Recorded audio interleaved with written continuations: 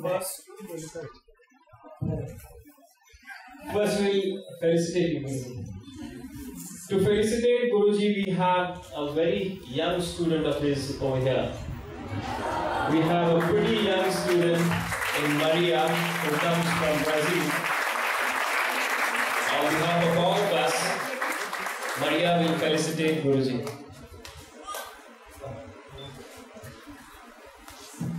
Friends, please welcome Maria with a big hand.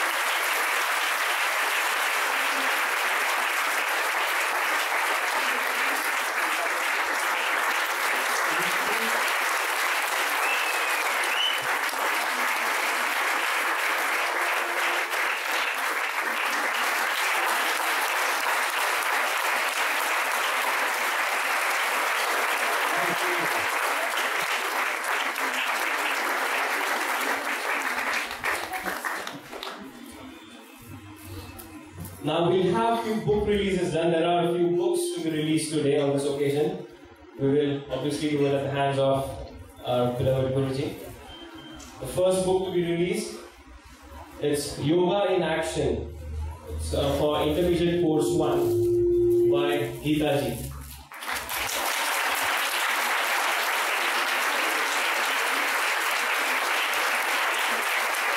I'm sure all of us must have seen the preliminary course book, which is for beginners. This is for the intermediate class.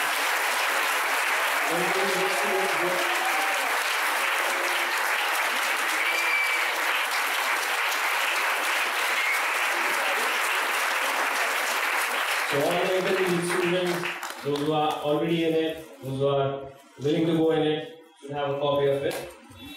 The next book to be released is Yogasana, the 18 Mahakriyas of Yogasana by Prashant.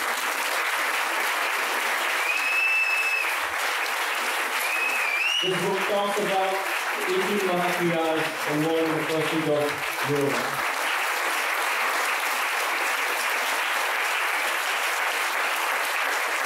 Okay, all the students interested in the subject, this is a must-have.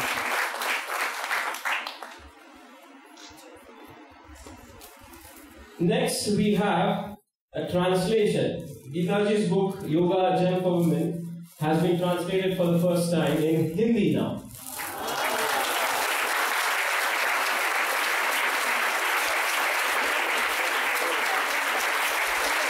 The book has been translated by our student Madhu Pandey, student of the institute. The book will be shortly available for sale. It's in the post-production phase.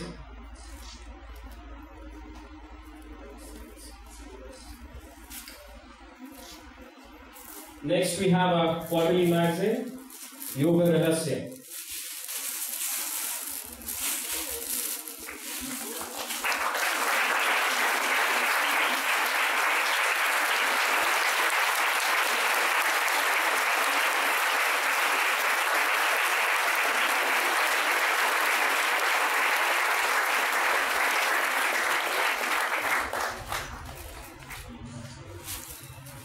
And the last one, not the least one, for the kids, and not only for the kids but for all of us, Yoga Shastra Tomb 4.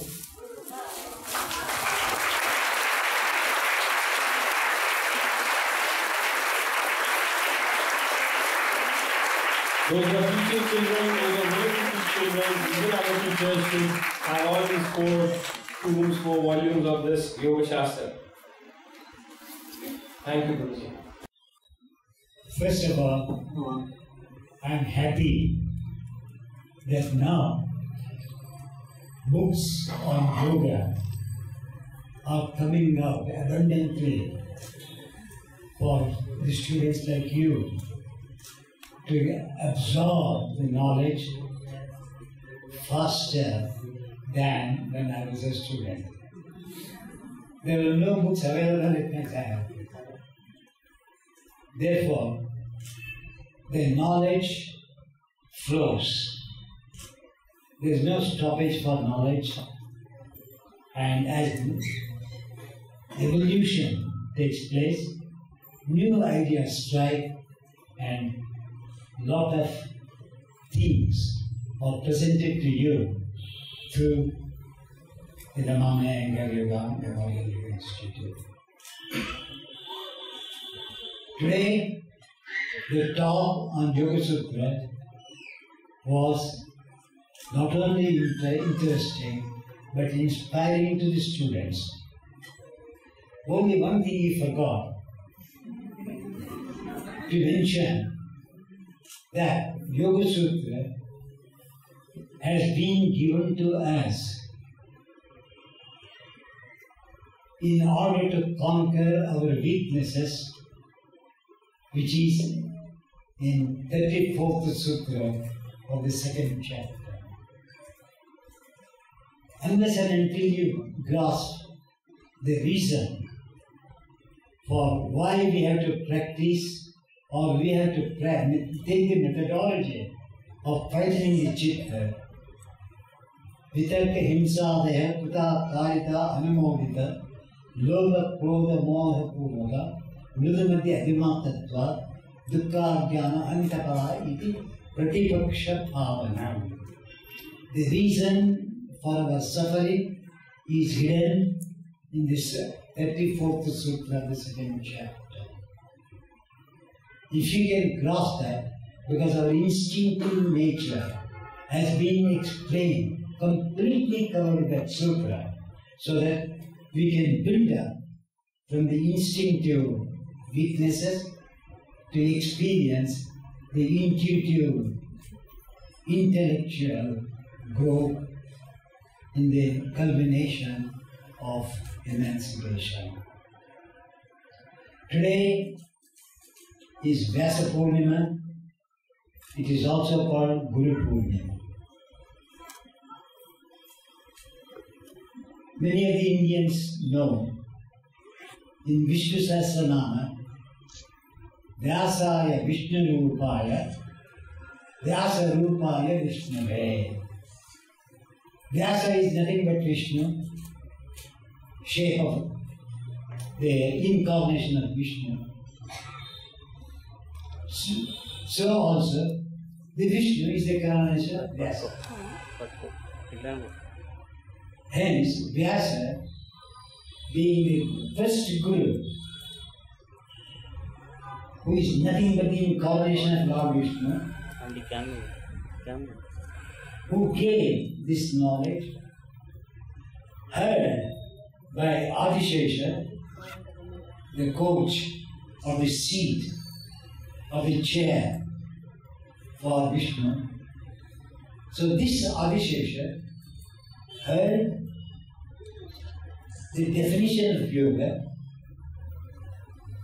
and brought up the Yoga Sutra, because Patanjali is incarnation of Adishesha. And surprisingly, the same Lord Vishnu, when after Adishesha brought out Yoga Sutra, Vyasa comments, the first commentary is by Vyasa on Yoga Sutra. So you have to understand the background, traditional lineage, that God explains yoga through Patanjali's mouth and comments himself later on the same sutras. And that's why we pay respects to him today. And that's why we celebrate Poornima as Guru Purnima. Today, because you know I have been elevated, I was sitting always there. My students have elevated me. That means I have degenerated in my practice. So you'll have to excuse me for sitting at a higher level than you people.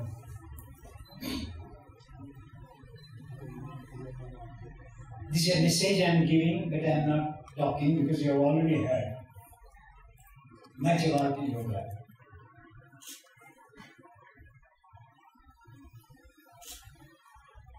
You know, Yoga Sutra So it covers Bhakti Marga, Karma Marga, Jnana Marga, and Dhyana Marga. These are the 4 chapters, though it is called Samadhi Pada, Sadhana Pada, Vibhuti Pada, and Kaivalya Pada.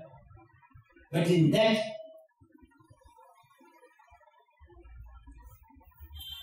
Ishvara Pranidhana, first sadhana given by Patanjali is Bhakti Marga. Then he says, Ishvara Pranidhana Va. Va means art.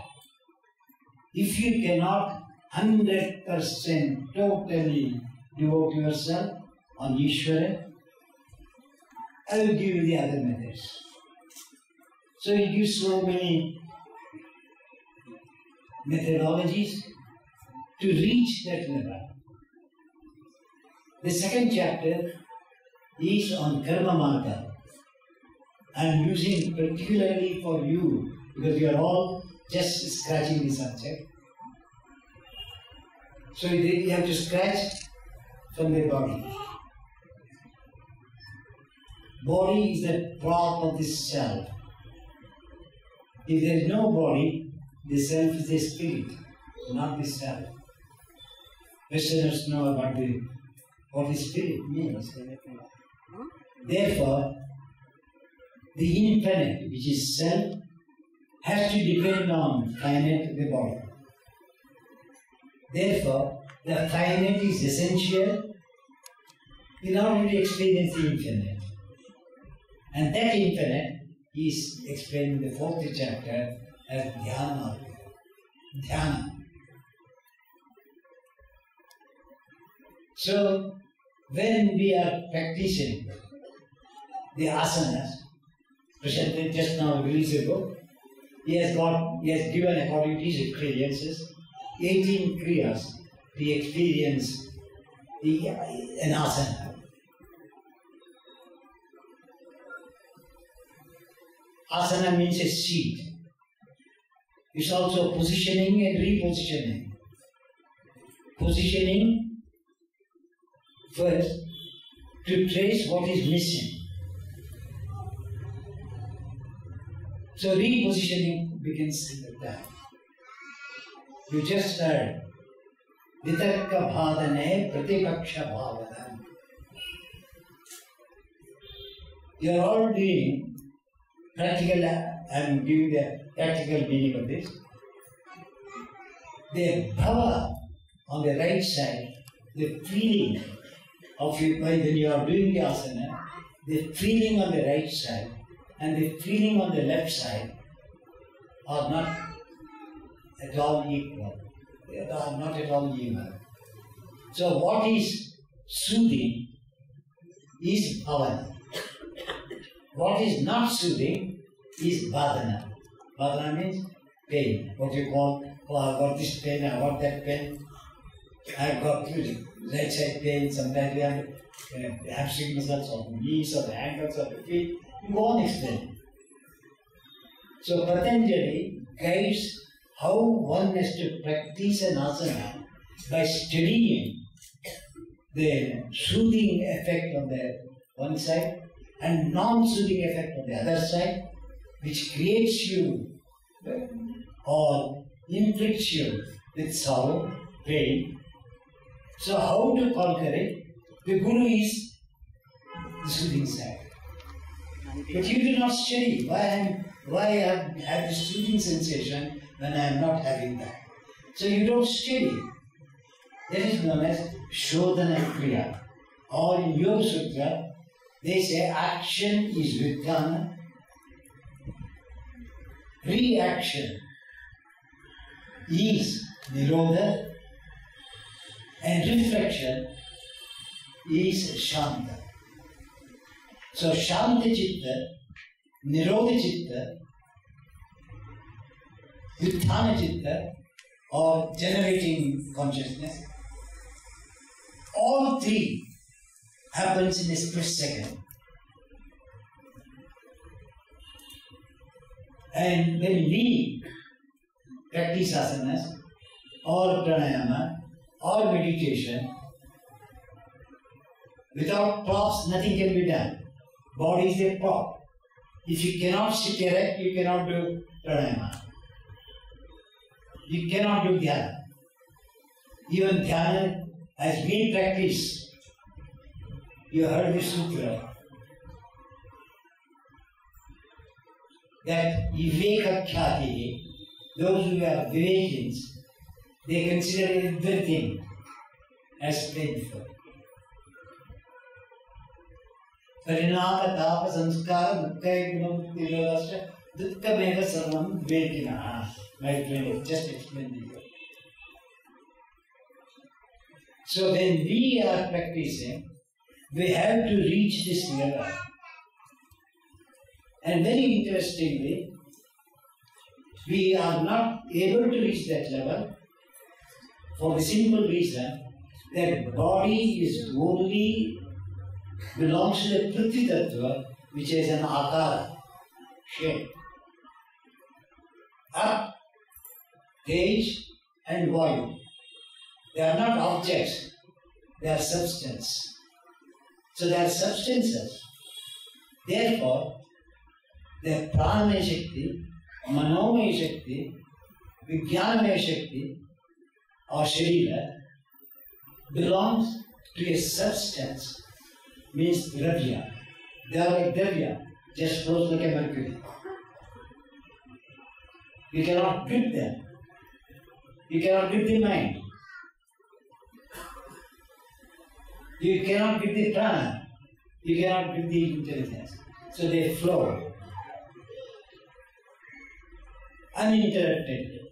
So while practicing asana, because I am continuing what is said to give you practical knowledge, that while you are practicing, do you know the difference between the river and a brook? The river do not corrode the bank, but the brook corrodes the bank. So while you are doing practice of asanas or pranayama or dhyana, your intelligence may be corroding the body. Your prana may be corroding the body. Your energy may be corroding the body, which you do not know. For example, when you do Talasana, many people, you observe, you stand opening the ankles out and you take the knees inward. So it's like a boot. But the ankle to the knee already corroded. From the knee, you stretch your thighs outwards. Again corrosion, outer corrosion, inward corrosion. So prana as being a substance, prajna being a substance. So in your body you have to practice asana or the in-breath or the out-breath to be in such a way that as the river do not corrode the bank, our practice should not corrode the bank of our body, which is the skin. Skin is your guide. Skin is Gyanendriya. So it sends you the message. What you call in English language contraction, extension, expansion, so on and so forth. Why certain places expanding when some places are contracting? If you have to expand, you have to expand totally. If you contract, you have to contract totally. Are we doing that? Or in Tadasana, have you ever thought the substance, prajna or prana, moving in the back of the leg as it moves in the front of the leg? You all stand, the thigh comes forward like a broom, the energy hits the front skin and back skin is dragged out. And in the calf muscle, you sit there back and forget the front. So the energy in our body moves like a brook. And that's why we have to practice various asanas to make the prajna and prana to flow on the banks of the skin. The substance, the content.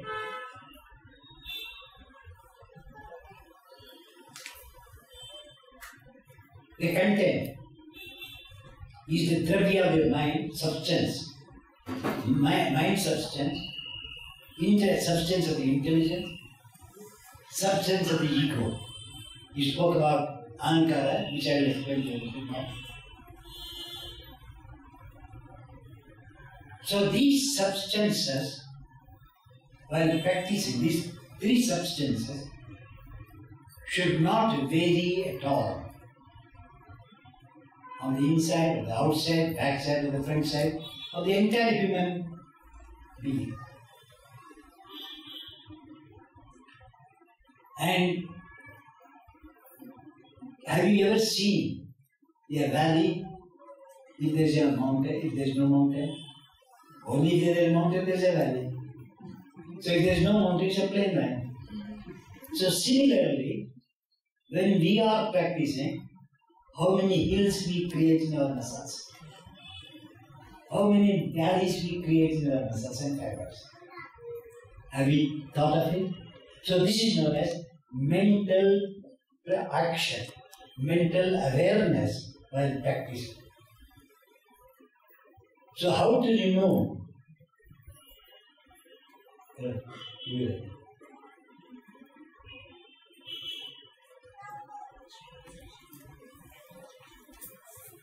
Stand for us. Now, you can see the pant. How is it going? It's losing you. Top is going back. Front, like a mountain. Then back. See the cloth. Can you see? This is facing you. Feeling. Here, valley. Can you see the valley? Valley means death. So even Tadasana, how many mistakes will come in? Watch that leg and watch this leg. One is forward, one is backward. You can see the clock here. Not even see the leg. See here, see the knee. You will get the idea that one leg is straight, one leg is like a brook. One is like a river, energy flowing, the other is not flowing. You can see his hand also. One is back to the hip, the other one is slightly front to the hip. Show this way. This is forward, that is backward. If you have caught it, then you stood this way. Where is that place? See the line. It has gone so back. That means this leg is good. Turn the other way. See, this is forward. So that is forward. Do you observe? So that is known as Nirodha. Because you don't react, so you don't know Nirodha. So you are active, so you are in the Vijnana Chitta. So the moment, let me rethink, Nirodha comes. What is Nirodha? Is restraint. So restraining the action to observe the reaction of that action is Nirodha. So how much we have to use the various sutras in order to practice in one asana. Now you can see the top chest. See the middle chest. Middle chest is like a hill. The top is a valley. Turn the other way. You can see again, bulging back, top, shoulder blades back. So lumbar is in. Take the shoulder blade in and down. What's going on? How the cloth moves, you can see. You saw the cloth moving? So that means cloth is the bank. He is using the cloth, which is a bank for him to understand which part is alert, which part is dull, which part is sattvic, which part is tamasic, which part is rajasic. You can study in each asana. Why these gunas are very important?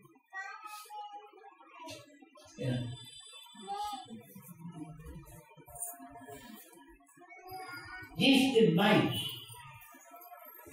got hooked by the objects of the senses of the perception or organs of action, that is sambhoga, or intercourse of the mind with the object of the senses. You understand what I am saying? So the same, that is called sambhoga. Patanjali has used that word, bhoga. 18th Sutta of the second chapter. The same mind, which is hooked by the senses of the objects of the senses, are drawn and made to hook towards the consciousness of the self. And Patanjali says that is emancipation or moving towards the spiritual world. So that's why Patanjali, the effect of the asana said, Tato Dvandvo Anabhigata. The mind, the substance mind, which is hooked by the senses, if you do not withdraw them, then you have to forget your practice of Jnanamarga and Dhyanmarga. You are only in the Karmamarga and Bhagamarga. Therefore, I think now he has given 18 kriyas. Probably when he thinks over it, it may be about 36 kriyas. Prajna and prana are dravyas, as I said, like a substance flowing, like mercury. The new to Shirshasana have the prana and prajna as a substance ever existed in your field as it exists in your elbows. 4 hours. Have you ever thought of it? You stand on your head. You say, I know the Shirshasana. But he is the prajna and prana, or the dominant or domineering. Do you say like that? Observe like that? So if prajna and prana covers the entire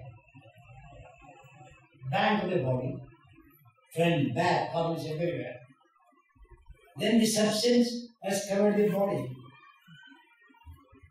And that substance, when it covers, this is where the emancipation takes place. Illumination comes, emancipation takes place. What is the effect of samadhi? Swarupa shunya. It is not trance. Swarupa, because ahankara, aham akara. Aham means this self. Takes a akara, because self is nirakara. It has no shape, it has no form. So in order to make you to function, the nirakara takes the shape of akara. So that is why it becomes aham akara. And that aham akara transforms itself, transfigures itself as ahankara ego, personification of the true self. So it takes the lead. That's why I'm doing. I, me, mine. So while practicing in the prana and prajna are totally flowing the body without leaving space for it to withdraw or it to drop, then ahankara takes place. The moment the prana and prajna covers the entire body, from the crown of the head to the bottom crown of the feet, without deviation, without ratification. At that time, ahankara does not exist, swarupa shunya. Ahankara, which takes the form of I, me and mine, dissolves. And that is samadhi in the asana. Samadhana Chitta means equally spreading the consciousness in the entire body, evenly, harmoniously, with balanced, measured intelligence. This is how the asanas are to be done. This is a message which I am giving. And my friend finished with Maitri Karunamudra Upeksha, the 33rd Sutra, the first chapter. Friendliness, compassion, gladness, indifference. So, when we practice karma marga, jnana, bhakti marga is little difficult. Though the first chapter speaks on bhakti marga, second chapter speaks on karma marga. Kayendriya siddhira shuddhi kshayat tapasa. So, kaya, sharira, body, indriya, the organs, senses of perception, mind, intelligence, everything put together, ahankara, are all trained, disciplined through karma by asana and pranayama. That is why it's karma marga. When you reach that, the third chapter is called Vibhuti Pada, or the wealth of yoga. The wealth of yoga is jnana, knowledge, intelligence, intellectual intelligence and emotional intelligence blending together without deviation between the emotional intelligence and the intellectual intelligence. When they are blended together, he is called a human being, he is called a saint, not otherwise. Then comes Kaivalya Pada, means Kevalavastha. I am experiencing of aloneness. That means in Shri, when you do the asana, when the ahankara dissolves, when prana and prajna engulfs the entire body of yourself, the entire being, Swarupa Shunya takes place. Because there is no ahankara, that means you are in a state of kevalavastha, state of aloneness. Aloneness is fullness, loneliness is emptiness. So if you are lonely in yogic practice, you are empty. If you are in a state of aloneness, you are full. Prana, prajna, spread, moves everywhere. Therefore, there is no emptiness anywhere. Everything is full.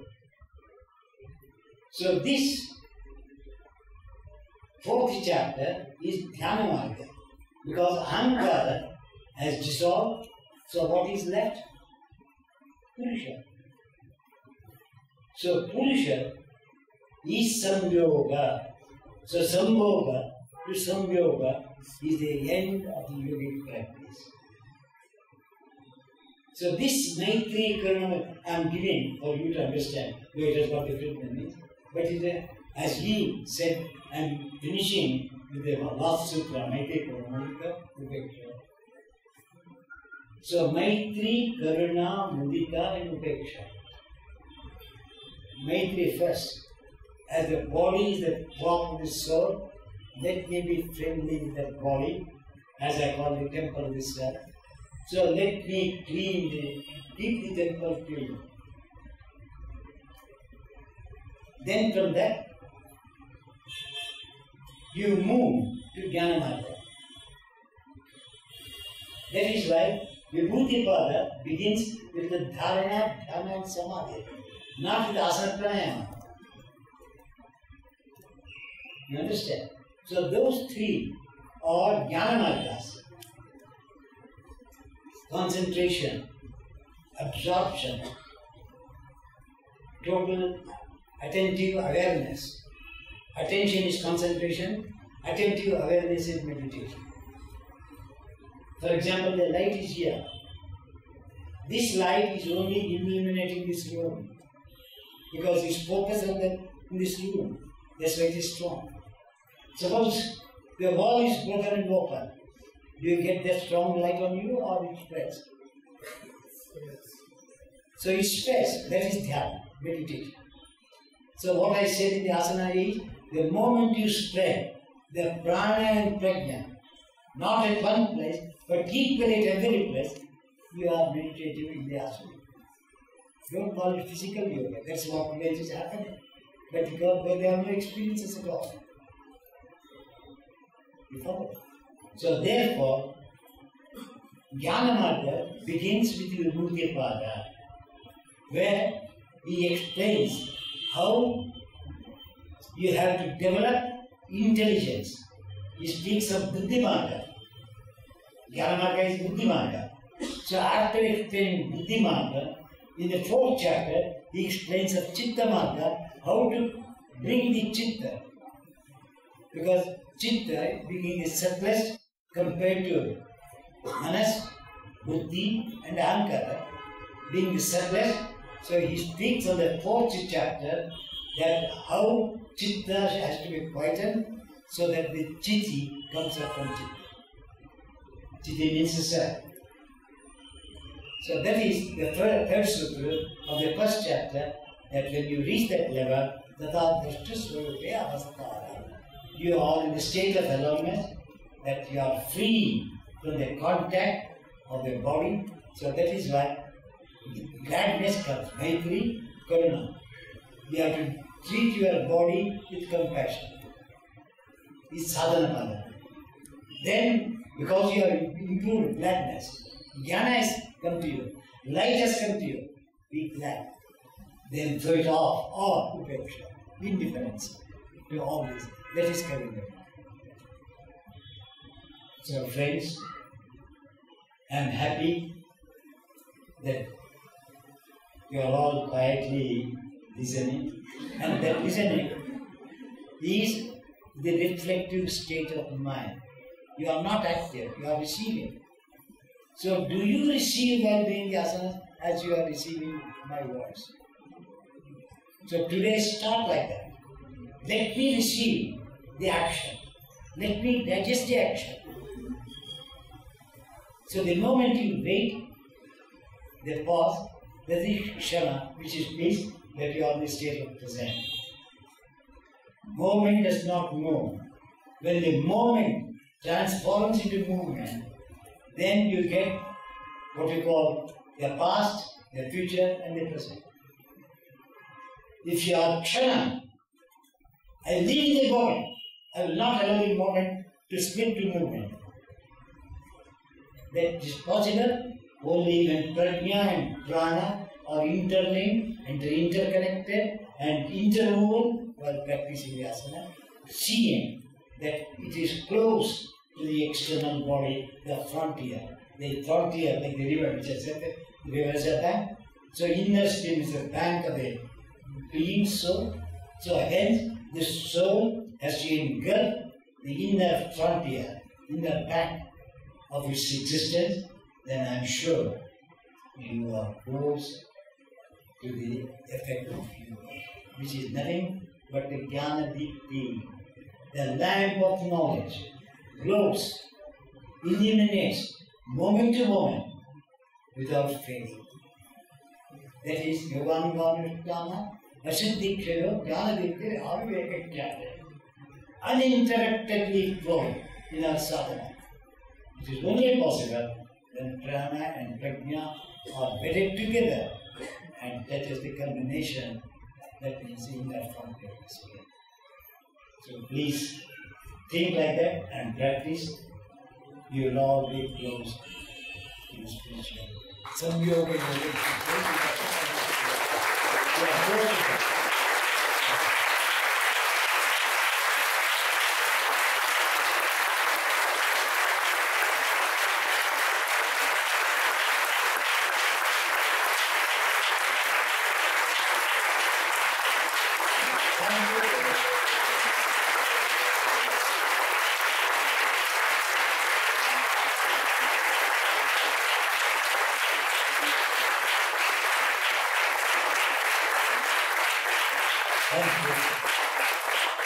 This is gladness. From here you have to go. You get the indifference.